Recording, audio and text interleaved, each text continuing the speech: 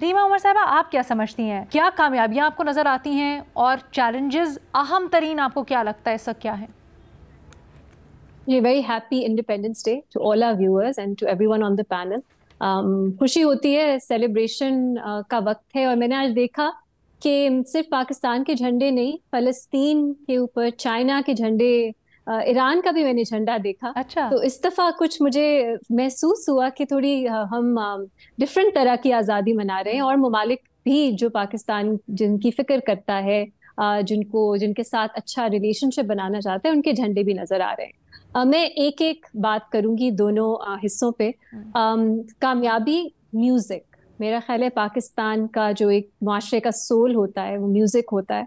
और पाकिस्तान ने जिस तरह के सिंगर्स, जिस तरह के म्यूजिशियंस पैदा किए हैं, वो फिनोमिनल है। अनफॉर्चुनेटली हमने उसको ज्यादा रिकग्नाइज नहीं किया, मजीद इंफ्रास्ट्रक्चर नहीं खड़ा किया। लेकिन नुसरत फतेह अली खान से लेके आबदा परवीन से लेके वाइटल साइंस, आप देख लें, हर तरह की क्लासिकल, पॉपुलर, बहुत खूबसूरत म्यूजिक। और ये पूरी दुनिया में उसको सेलिब्रेट किया गया एक वक्त था। और मुझे उम्मीद है कि हमारे फ्यूचर में भी हम ये देखेंगे। तो मैं तो बहुत एक लगाव रखती हूँ और क्लोजनेस फील करती हूँ म्यूजिक की वजह से पाकिस्तान से। और मेरा ख्याल है ये हमारी बहुत बड़ी कामयाबी है। जो मसला मेरे लिए सबसे अहम, शायद वन ऑफ द मैनी, वो है मजहबी इंतहा पसंदी। और इसका मुझे कोई हल नजर नहीं आता, कोई उम्मीद नजर नहीं आती कि वो खत्म होगी।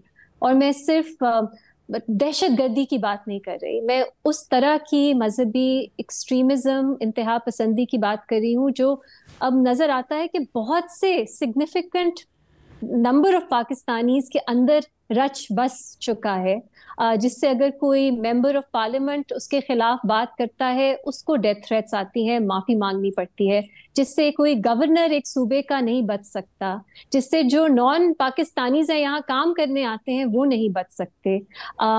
ये इस तरह की जो इंतहा पसंदी है जिसपे हमेशा एक कम्युनिटी खौफ में रहती है, आप सब खौफ में रहते हैं कि ऐसा कुछ लिबास ना पहन दें कि किसी के मजहबी एहसासात हैं उन्हें ठेस पहुंच जाएगी। ये खौफ, ये डर, जो हर तरह, हर पॉलिटिकल पार्टी कोई ऐसी नहीं है जो इसके खिलाफ बात करेगी, कोई मीडिया पे चैनल नहीं है जो इसके खिलाफ बात करेगा। हम में से कोई भी बात करेगा 100 बार सोचेगा कि हम कॉशियसली फ्रेम करें अपने अल्फाज में। अभी जो बात कर रही हूँ सोच रही हूँ कट तो नहीं हो जाएगा, और वही फियर अभी भी मेरे दिल में है। ये खौफ मजहबी इंतहा पसंदी का मेरे लिए बहुत एक अलमिया है पाकिस्तान का। ऐसा होना नहीं चाहिए था, शुरू में ऐसा था भी नहीं, बट बहुत से हमने स्टेप्स ऐसे लिए पॉलिटिकल तौर पे, लेजिस्लेटिव तौर पे, माशरे के तौर पे, जिसकी वजह से हम आज यहाँ खड़े। तो इसका मुझे बहुत बहुत अफसोस होता है, इसलिए ज्यादा भी कि मुझे इसका कोई एंड नजर नहीं आता, कोई सोल्यूशन, कोई बेहतरी इसकी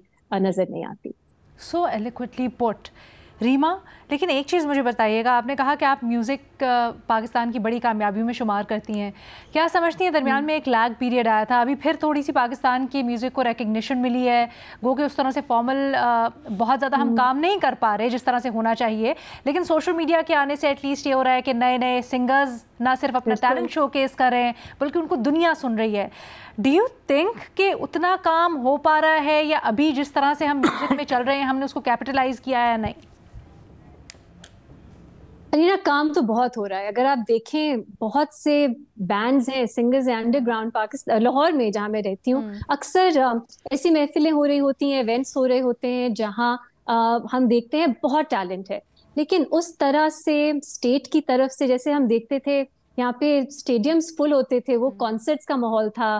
बट अनफॉर्चुनेटली भी दहशतगर्दी हुई, रियासत की तरफ से भी उतनी तवज्जो नहीं मिली, इंफ्रास्ट्रक्चर भी बिल्ड नहीं हुआ। वो माहौल तो अब नहीं है जो जब मैं स्कूल में होती थी, जिस तरह हम कॉन्सर्ट्स पे जाते थे, एक हमारी सोशल लाइफ का बहुत बड़ा एक हिस्सा होता था। मैं बहुत मिस करती हूँ वो, और मैं उम्मीद करती हूँ ये वापस आए। और कुछ मुझे अब नजर आता है एटलीस्ट पंजाब के लेवल पे, कुछ इस पे बातचीत हो रही है। तो उम्मीद है हम इस टैलेंट को मजीद जो है वो प्लेटफॉर्म दें, इंसेंटिवाइज करें। म्यूजिशियन बनना, एक सिंगर बनना, वो एक हर पाकिस्तानी बच्चे की ख्वाहिश हो जो प्रोफेशन भी बना सके अगर किसी में वो टैलेंट ना सिर्फ म्यूजिक बल्कि एक्सप्रेशन अपने स्किल का, अपने आर्ट का, हर तरह का। एग्जैक्टली, चाहे वो थिएटर हो, चाहे वो film, TV, media in general.